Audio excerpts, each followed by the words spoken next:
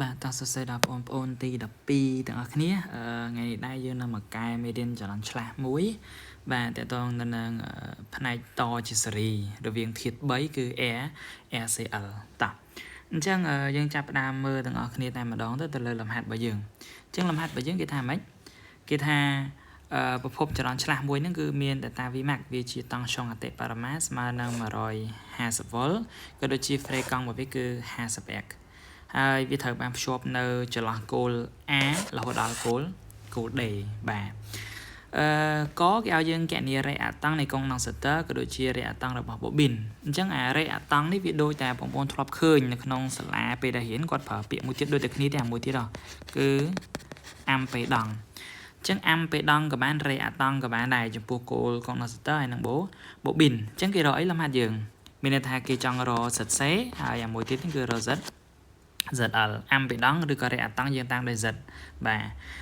ហើយខគេឲ្យយើងគេនេះអាំពេដង់សាមូលនៃសេក្វីរកអាំពេដង់រួមមានអាំពេដង់សរុបណាបង្គំបើយើងមើលទៅគឺ ALC តជាសេរីអញ្ចឹងយើងមានរូបមន្តដែលយើងធ្លាប់ស្រាយហើយទៅពេលសំណួរកគេឲ្យគេនេះតង់ឆ្លងនីមួយៗរវាងគោលរបស់សេក្វីបាទអញ្ចឹងមានន័យថាគេរកអត់បានបញ្ជាក់អញ្ចឹងមានន័យថាគេរកតម្លៃប្រសិទ្ធដែរបាទអញ្ចឹងគេរក V របស់ A គេរក V របស់ L ក៏ដូចជារក V របស់ C តោះអញ្ចឹងកុំឲ្យខាត់ពេលយូរយើងមកមើលទាំងអស់គ្នាតែម្ដងទៅអញ្ចឹងចំពោះសំណួរកគេឲ្យយើងគណនារេអាតង់នៃកុងដុងសិតើក៏ដូចជារបស់ bobin ដែរអញ្ចឹងយើងបែងចែកមួយទៅអញ្ចឹងបញ្ជាក់ម្ដងទៀតបើមើលតាមរូបណាអង្កាញ់នេះនិមិត្តសញ្ញារបស់វានេះគឺវាជារបស់ Air រៀងវងអានេះគឺរបស់ L ហើយនេះគឺរប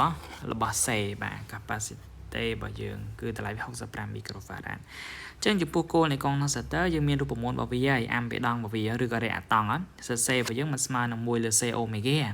ហើយចំពោះអូមេហ្គាយើងស្គាល់ថាជាពុលថាស្យុងឬក៏ Frey កង់មុំវាមានតំណែងអីមួយ Frey កង់គឺអូមេហ្គាស្មើនឹង2 pi f បាទយក2 pi គុណនឹង f ទៅអញ្ចឹងខ្ញុំអាចសាកមូលវាសិនទៅកន្លែងណាដែលមានអូមេហ្គាយើងចំណូលដល់2 pi f អញ្ចឹងយើងបានប៉ុណ្ណឹងទៅគុណនឹង C អញ្ចឹងយើងដាក់ដោយតាមធម្មតាទៅ C គេឲ្យមកនេះរូបរបស់យើងណាគឺ65 microfarad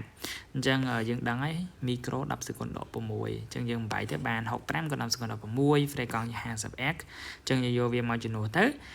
ដាក់ឡើងគេបានទៅអញ្ចឹងយើងបាន49អូមបាទអាំពេដង់ຂະຫນາດវាគិតជាអូមដែរ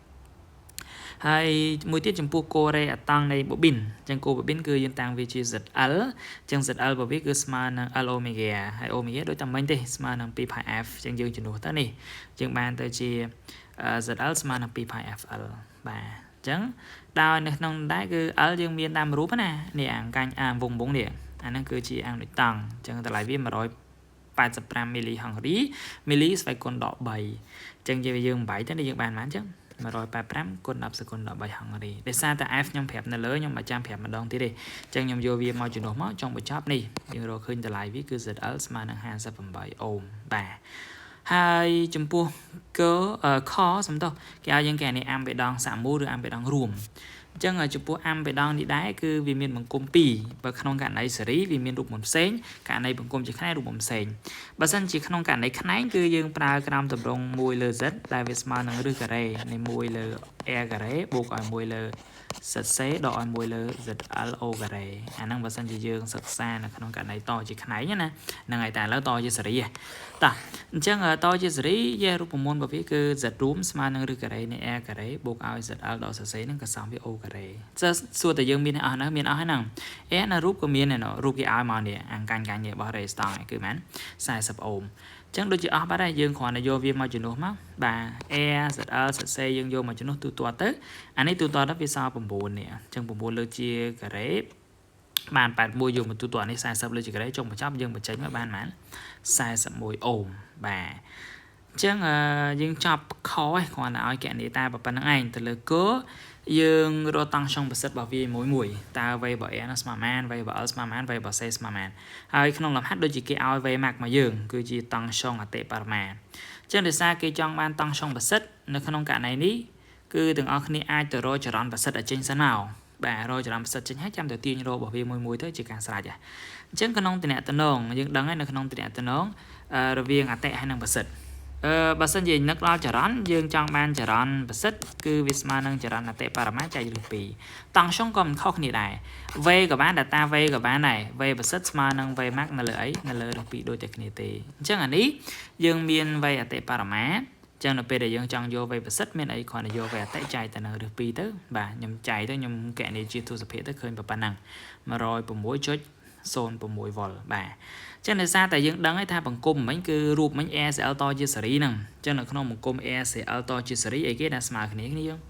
គឺចរន្តអគ្គិសនីត្រូវអត់ហ្នឹងហើយចឹងដោយសារតែយើងដឹងថា ACL ហ្នឹងតជាសេរីចឹងមានចរន្តរបស់វាមួយហ្នឹងស្មើគ្នាហើយស្មើទៅនឹងប្រភពទៀតស្មើតែអារូមទៀតណាបាទអញ្ចឹងលំហាត់នេះខ្ញុំរកតែអារូមមកចេញសិនទៅចប់ហើយលំហាត់យើងមិនចឹងឯនេះហ្នឹងហើយអញ្ចឹង Z របស់យើងគឺ41អូមអញ្ចឹងខ្ញុំរកអារូមសិនទៅ